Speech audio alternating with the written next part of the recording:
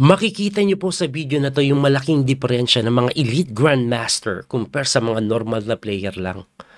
Grabe po yung kanilang preparasyon. Ang tindi. Dito po sa nangyaring round 5 ng Singfield Cup 2025, silipin po natin yung mga laban nila. Ipanghuli na natin si Wesley. Unahin po natin ito pong laban ni Grandmaster Ali Reza Firuja at Grandmaster Lebon Aronian. So ang tinira po ni Ali Reza ay E4. Normal na sinagot ni Lebon ng medyo surprising E6. Nag-French po. Kasi E5 talaga lagi ginagawa niyan. Pero French yung tinira niya sa French player na si Ali Reza. Ayan ang French flag eh. Anyway, tinirahan po ng D4, D5, and then Knight C3. Ito po yung tinatawag na French normal variation lang. So, idea po niya is dinidepensahan yung pawn. Ngayon, ang pinaka-common po dito is Bishop B4. Yun yung tinatawag na winnower eh. Pero pinili ni Lebon yung Knight F6 na classical kung saan pagkatulak tatakbo yan. Ayun. At dito ang pinakasikat ito F4. Ito yung Kasparov line na Steinitz variation eh. Gustong gusto ko yan sa white. Pero pinili ni Ali Reza, tingin ko panupresa to eh. Knight to E2. Ayun, hindi niya pinasok. Nag-Knight E2 na tinirahan ng common move na C5, ayan talaga, babasagin po yung chain dyan na sinasagot po yan ng C3 talaga para ma-maintain yung chain ng pawn. Tapos nagna-Knight C6 at pagka Knight C6, madalas dito F4 eh. Pero Ali Reza, nag-Knight F3. At kung papansin ninyo, abay parehong mabilis. So, nanopresa yung isa, pero hindi siya nasupresa. At ngayon, medyo weird yung line sa French na hindi sila napunta sa pinaka-normal na linya, no? Anyway, pagka Knight F3 po, tumira po ng Bishop E7 develop lang na sinagot ng A3. Mabilis po si Lebon. Pagka A3, nagkasing lang. Mabilis din si Ali Reza. Pareho silang mabilis na sinagot ng pinaka-main line dito na Knight F4. And after Knight F4, eto po yung mga malalalim nilang preparasyon. Tingnan nyo Queen A5. Ang bilis tinira na medyo weirdo po natira yan. Ang pinaka-tema niya po is ganito. Gusto niya pong kainin ito at hindi ka makapag-pontics para masira talaga yung pawn chain. Ang pinaka tinitira po dito lagi, no? Lagi po ito o kadalasan, Rook A2. Eh coach, para saan yan? Di ba kakainin nga ito? Pagka-take ka mag-BB4. Yun ang pinaka-plano niya. Kaya tumitira po ng Rook A2. Ibalik po natin doon, no? Meron iba, tumira po dito ng Bishop D3. Ayan, no? Coach, binigay po yung pawn. Yes, mag-BB4 nga. Ganun ang gagawin. Eh coach, eto matindi. Balik ko lang dito Merong knight takes Pagka knight takes D4 lang din. Tapos pagka pawn takes, tirahan ka na naman ng B5. So, yan yung pinaka-common eh. Nakakapagtulak talaga ng pawn. Pero, ibalik natin sa nangyari. Kasi ito pong si Ali Reza, tumira po ng immediate B4. Grabe naman yung hindi masyadong ginagawa yan, no? At ang itim po, masyadong kainin yan eh. So, tinakes. And then, pagka-takes, eto matindi. Tingnan nyo Akala mo kakainin lang, hindi. Kasi pag kinapture, may takes or bishop takes. Hindi mo mabawi, may kain doon. Linya pala ito, bishop D3 lang. At nagsimula ng gumulo ang mundo. Pagka bishop D3, syempre, kinapture po yung pawn sa C3, libre, na tinirahan lang ng queen C2. At ang bilis nilang tumira pareho. Yung Queen C2, unang tingin, iisipin mo mali. Ang dami kasing nangyayari. Pwede mong capturein ito. Yes, yan yung threat. Pero, anong gagawin mo sa mga tiradang example? Ito pinaka-common Knight D4. Anong gagawin mo? Yung Knight B4 pala na yan. Sorry, balik ko. Talo agad pagka Bishop takes. Tapos, pagka King move mo, tirahan ka lang ng capture. Takes, sabay H4. Ay hanip na H4. Anong tema ng H4? Magna-Knight lang doon. Tapos may mga idea ganun. Tapos mamatihin kang ganun. Grabe, losing na pala yan. Kaya hindi pala yan tinitira. Ang ginawa is, nag-B6 lang. Grabe yung B6. Ang bilis tinira ni Lebon. Pero according sa engine evaluation, goods daw po ito for white. Paano naging goods yan? Aba, si Ali Reza, tinira niya po yung bishop takes h7 eh. Di ba, may ganyan. At pagka king move, tinirahan lang ng castling. At alam nyo ba, eto bigyan po kayo ng idea. Home prep ba to? Definitely. And according to Ali Reza, masyado siyang malungkot sa nangyari na ito dahil inaral niya daw lahat yan, pinaghandaan niya si Lebon. Home preparation niya yan. Ang problema, hindi niya daw nakita yung B6. First time niyang nakita, hindi niya naaral. Kasi parang hindi naman ititira, napaka-simple. Pero grabe yung lalim, inaral pa lang ganyan. At eto mangyayari dyan, pagka-capture king move castling, bishop a6 lang. Pagka bishop a6, rook e1, takbo, persado. And then, nag-rook f2 c8 na napaka-weirdo. Hindi ba pwede yung isa? No? Yan lang ang ginawa. Ang dami nangyayari. Pero ang pinakapunto niyan, eto. Yun pala yung sagot yan. At tinirahan niya ng only move ni Ali Reza na bishop to g6. And after bishop g6, kinapture lang syempre. And after taking, binawi po ng reyna yan. Ngayon, parang nakakatakot po ito sa side ng item, di ba? Pero wala. Dehins pala yan kasi lahat po ay linyada. Knight to f8 na tumira po ng queen to g4. And after queen g4, tinirahan lang ng mala engine na tirang rook c7. Sobrang weirdo. Alam niyo bakit siya weirdo? Ang daming nangyayari, tapos rook c7 lang. And do you know why rook c7? Alam niyo idea ng rook c7? Meron siyang weird idea na dito ilalagay yung bishop. Gaganon, gaganon.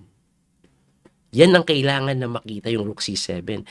And according to Ali Reza, sabi ni Lebon, home prep yan na matagal na naalala ni Lebon. Kasi nasupresa siya sa tirada ni Ali Reza, pero naalala ni Lebon na may linya palang ganito.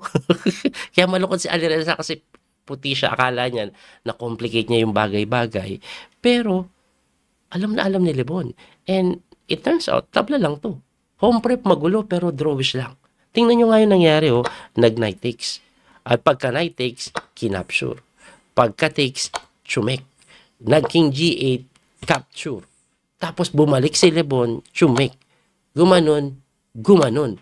At bumalik na naman. Ngayon, coach, nasan yung tulong nito Ganyan lang mapalaki, kadaling itabla. Kasi kung pipilitin po yan with the move rook to e3, with the idea po of knight jump and then check, dito na papasok yung tiradang bishop c8. Grabe yung bishop c8. Ang lalim. Kasi unang tingin, kala mo, tagilid na Pero pagka bishop c8, wala, mangingisay pala yan. Kasi gaganito ka, persado kang gumalaw Tapos bishop d7. Unang-una, yung mga knight jump dyan, wala, di ka matatakot kasi yung bishop na to nakabantay. And then eventually, yung mga sundot dito, ayan na, makakatakbo, winning na po ang itim. Grabe yung lalim ng rook c7 na yun. Ay hanep, no? Kaya napilitan po yan, tumabla. Grabe yung lalim ng home prep nila, no? Antindi. Grabe. Kasi etong rook c7, ang hirap makita ng weird move na yan. Kung hindi mo napaghandaan sa bahay. Kung over the board, hirap makita doon. Anyway, nauwi nga po sa tabla yung laban nila. Punta pa tayo sa iba pang bakbakan.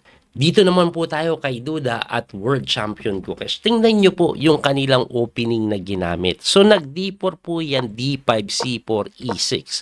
Pagka E6, nag-Knight F3, Knight F6, nag-Knight C3 lang. So, ito po ay normal na English opening Anglo-Indian or Queen's Gambit decline. So, pagkatira po ng Knight C3, nag-Knight to D7 lang. Ito pong si Gukesh na sinagot ng E3. Abay makunat. no?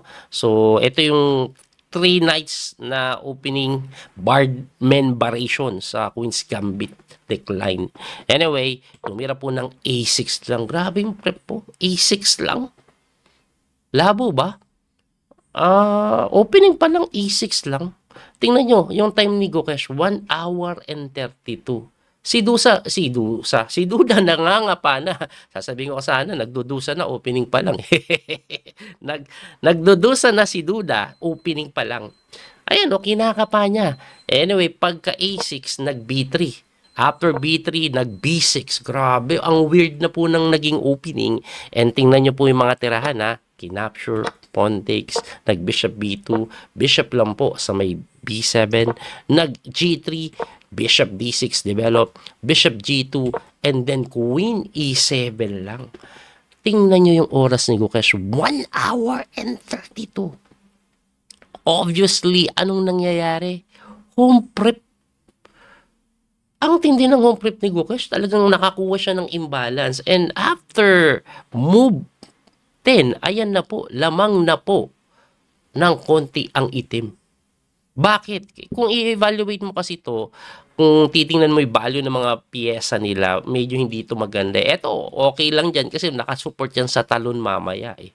Ito, hindi nga makatalon eh. Ayan o. Tapos, ang pinakagagawin lang daw siguro, magkakasting sa queen side. So, matindi yung home prep.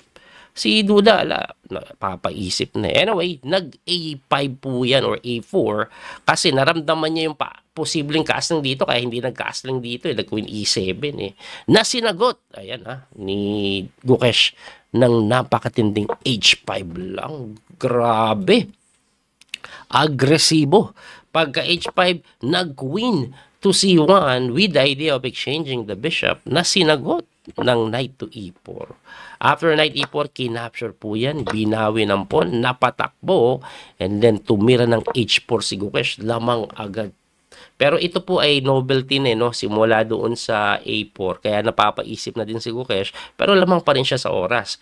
Ang kagandahan, after the opening, lamang si Gokesh. Nakakuha siya ng clear advantage. Anyway, pagka H4, nag-bishop doon, nasinagot ng queen to E3 or E6 na hindi pa nga daw best move. Ang best move daw is to go bishop takes, capture, take, saka ka mag-queen E6. Ang nangyari kasi, pagka queen doon, capture takes, nagkaroon ng weakness sa mga pawn eh. No? Though, lamang pa rin daw. Anyway, tumira po ng queen to A3 na sinagang knight F6 na hindi na daw kagandahan. Ang mas maganda daw is H3 agad. Pwersahin mo, bubalik yan dito, tapos mag-castling ka. Husang gala, yun bigla gawin mo. Saka mo dahan-dahanin yung mga ganyan. O, di ba? Yung mga ganun-ganun. O kaya F4, ganun daw. O, pwede daw yun eh. Pwede daw. Anyway, nag-knight F6 nga. Hindi ganun kaganda. Do, lamang pa rin. Nag-knight C4. Tapos tinirahan ng rook D8. Binigay lang yung po, no? Kinapture po yan. And then A5 lang. Matindi, no? Kinukulong ba yung kabayo? Kasi pwede naman bumalik. Ano bang mangyayari? Pag bumalik, anong titira pag bumalik? Bishop A6 po. Saan ka na, ano? Matindi. Pag kinapture, dami ng pawn, capture lang. Pagkabawi, rook takes. Capture, ayun, mangingisayser dahil dun. Ubos. Ubos, no? Yung pala yun. Anyway, hindi ginawa yun kasi nakita siguro ni Duda. Kaya kinapture niya na agad yung H4. Parating kasi yung H3 na sinagot ng rook takes H4. Mali daw. Ibalik natin. Ang tamang tira is bishop A6 immediately. Doon daw agad-agad. Pero rook takes H4, hindi naman ganun kamali. Though naka-equal or lumamang ng konti ang puti, nag-rook C1 na mali. Ayan. Mali yung rook C1. Ang tamang tira is bishop F1. Wag daw tong pahintulutan. Kasi ang rook C1, nakapag-bishop A6. Kaya very important yung bishop A6 eh. Ano ba kasi yung diferensya? Nag-bishop A6, di ngayon ka mag-bishop F1. Hindi pwede yan. Kasi pagka-bishop F1 mo, iti-takes lang po yan. Hindi ka pwede mag-rook, no? May capture doon. Malamang kung capture ka ng king. And then magkaka-knight G4. Sunod-sunod po yung mga pwedeng attacking gawin. Ayun. Kaya, wag daw yun. Anyway, tinirahan po dito ng B4 ni Duda, intending to go B5, na lamang daw po ang itim kung papasok. Kaso, hindi siya pumasok. Tumira po yan ng queen to G4. Nag-blunder bigla si Gukesh. Layo na kasi, hindi na to home prep eh. Blunder siya kasi may tiradang bishop F1 lang. So, anong meron sa bishop F1? Pinapalit yung bishop, tapos yung pass pawn dito, masakit mamaya. Hindi siya makapasok na kasi kakainin lang eh. Ganun mangyayari. Kanina kasi pwedeng pumasok dyan eh. Maganda pa yung posisyon. Anyway, ngayon, ang tira dito ni Gukesh, persado daw kainin na hindi niya nakita. Nag-blunder. Inatake niya yung Torin na mali. Kasi may B5 pala. Wow! Anong meron?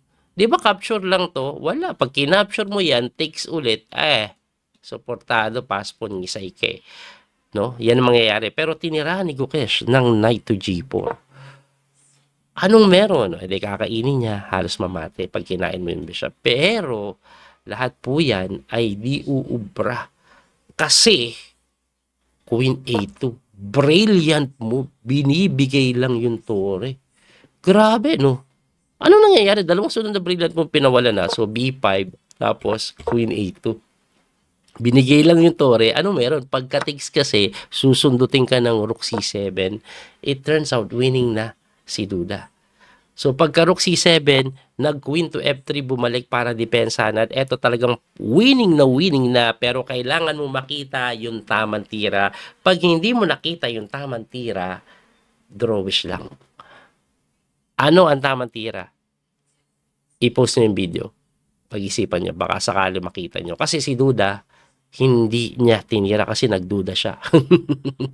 Ang tinira kasi ni Duda, kinapture niya po yung bishop na mali. Ibalik natin, ang tamang tira, winning na bishop to G2. Wow. Pinapakain kasi mate. Mapipilitan Queen F6 na sasagutin lang ng capture. Ang tanong, coach, may takes dito yari ka. No? May Queen C2, napakagandang tira. This is hanging, hindi madepensahan. Tutulak na yung pawn, wala na. Ngisay na po. Ngisay ang mangyayari. Ayan, rook takes capture eh. Wala. Harang mo, kain. Bus. Kaso hindi nga nakita yun, kinapture, gumanon, and then nag-queen sa E2. Pero dito ako bumilip eh. Tingnan nyo, 6 minutes, 9 minutes, na time pressure na sila, move 28. Lahat po ng tira dito, number 1 engine move both side. Capture, takes. Pawn takes, tulak. Pagkatulak rook doon, ang pinakaplano, mamatihin ka, capture, tulak. Kaya, nag-knight sa C8. Ang ginawa, nag-capture pa rin. Ayun, no? Kasi mag-promote ka man, mati ka by pawn na sinagot ng knight to D6. Brilliant move na naman. Tumakbo doon, rook takes F7. Brilliant move na naman. Hindi po pala pwedeng kainin yung kabayo dahil magpo-promote with a check, tas may kain doon. Nag-king move and then rook takes F3. Kinapture and then takes at ito po ay equal daw. Kasi quality up ang black pero may pass pawn. So, ang nangyari, ginanon, dinipensahan, inatake, gumanon lang, may threat po na ganito. Kaya napilitan mag-king move para hindi makacheck. Nag-knight naman to defend the pawn and knight B6 ang kasunod. Na, wala. Kinain na yung D4. Nag-knight doon and then check na uwi sa tabla. Grabe accuracy nito. By the way, yung kay Ali Reza pala saka kay Lebon, 98 point something accuracy, no? Eto, bumaba accuracy niya dahil sa mga blunder, pero yung last 15 moves po ata, number 1 engine move yung pinagtitira nila. Puro only move pa yun. Pag hindi nila nakita, magkakatalunan. Anyway, puntahan na natin yung laro ni Grandmaster Wesley So. Ang kalaban niya po kasi ay ang leader ng torneo na si Fabiano Caruana. So, ang tinira po niyan ay knight F3 na sinagot ng knight F6, nag C4 na tinirahan ni Wesley ng very unexpected, sabi ni Fabi. Kasi si Wesley usually mag-E6 yan eh. Pero tinirahan niya ng C5. Kaya nagulat ito pong si Fabi dahil hindi niya daw masyadong sinilip. At bakit pinasok to ni Wesley? Nag-knight C3, E6, ayun, no? Inuna po ito, no? Hindi nag-E6 eh. So, hindi siya naka-D4 immediately. At ngayon, kung mag-D4 siya, kakapturein. Kaya, napilitan mag-D5, no? E4 na lang yan, na matatranspose knight C6 sa Sicilian. Yan po yung tinatawag nilang Sicilian defense na may pagka-Maroxibine.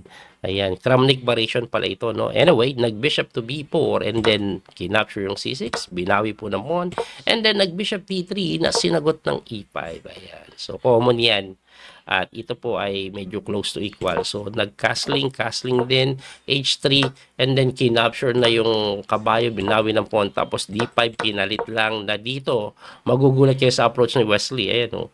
So, tumira po siya ng bishop g4, kinain lang yung c4, binawi, and then, boom, win c7. Na, syempre, libre yung kabayo or sisiraan mo yung pawn structure, pag kinain mo, sira. Eh kaso, hindi yun ang ginawa. Kinain lang yung bishop. And then, bishop takes e5. One pawn up. Ito pong si Fabiano Caruana. Yun nga lang, opposite bishop. So, lahat pala yan ay kalkulado ni West. O, tamang develop lang. Gumagawa pa ng kalokohan dito, pero pinalit lang. Oops.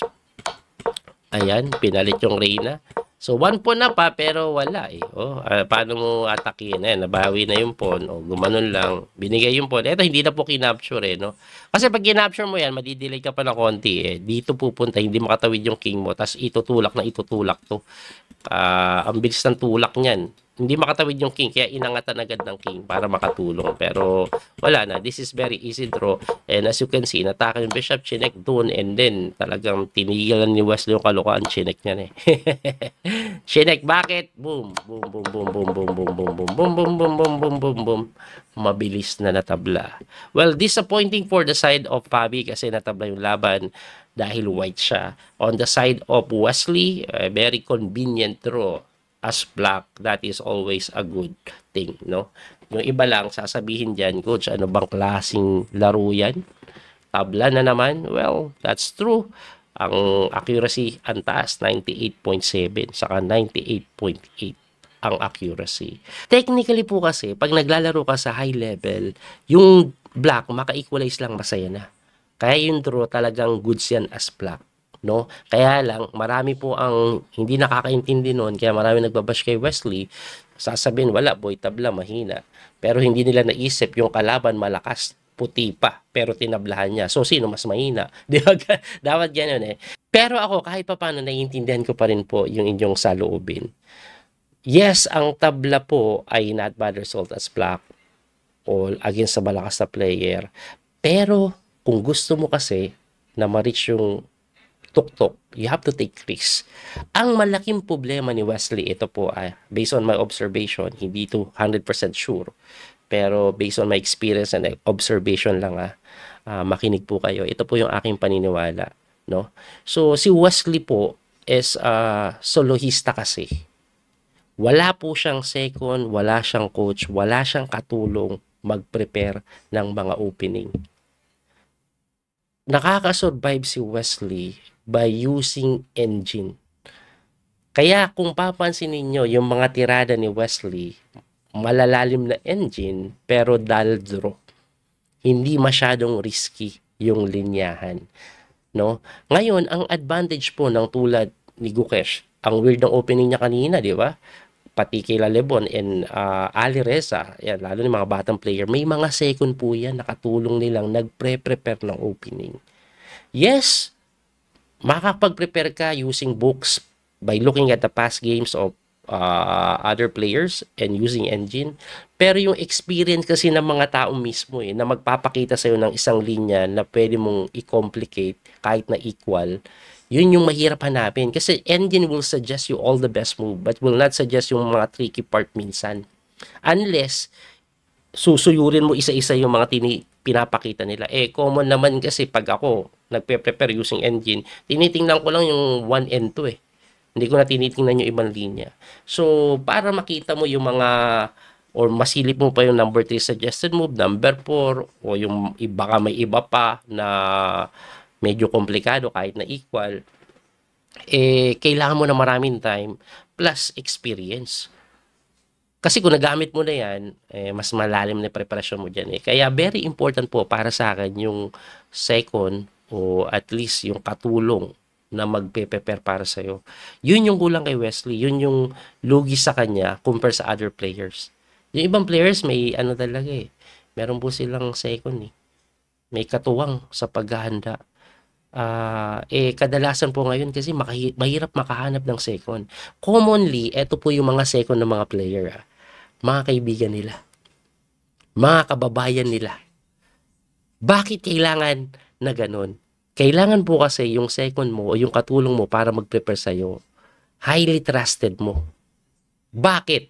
Kung hindi mo pinagkakatiwalaan yan, pwede niya kang ibenta sa ibang player. Example, tinulungan ng isang player si Wesley, eto ititira mo sa itong opening, ibebenta yan sa iba, eto tira ni Wesley, ganyan yan, so eto pinagandaan yan, so tingnan mo mabuti yan, lugi ka na. Kaya hindi ganun kadaling humanap ng second kasi wala namang Pilipinong chess player na ka-level ni Wesley, wala naman siyang makuwang coach na 100% mapagkakatiwalaan niya. Kasi ang mga second po ngayon ng ibang player is either best friend nila o kabansa nila. Like si Abdul Satorov, ang second niya ngayon si Kashim Shanov, dating top player po ng Uzbekistan. Si Peter Svidler nga, binanggit niya, ang second ko is my childhood friend. O mga ganun. Di ba? Mga ganun dapat eh. Si Fabi, ang second niya ata, si Kristan at iba pang player eh. Grandmaster din.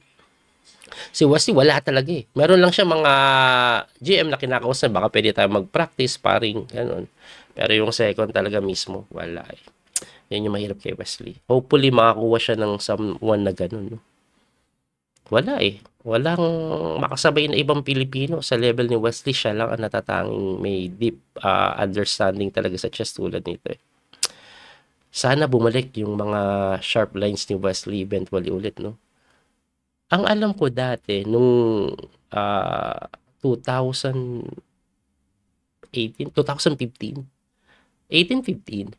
nung siya po ay nag-number 2 sa buong mundo, may coach siya. May nag-coach sa kanya nun na bigla na lang daw tumigil eh. Sila Fabi din, may mga coach yan na mga malalakas na super grandmaster eh. Si Hans Mokniman nga, di ba si Kramnik? Haba na kwento ko. Anyway, abangan nyo po yung mga susunod na video. Muli naman yung Coach Speedy Master, Daniel Kauso. Hanggang sa muli pagkita. Galos po mga kabiyahe. Don't forget to like and share, follow and subscribe. Bye-bye. Thank you sa support. That little mouse, 'cause I'm an albatross.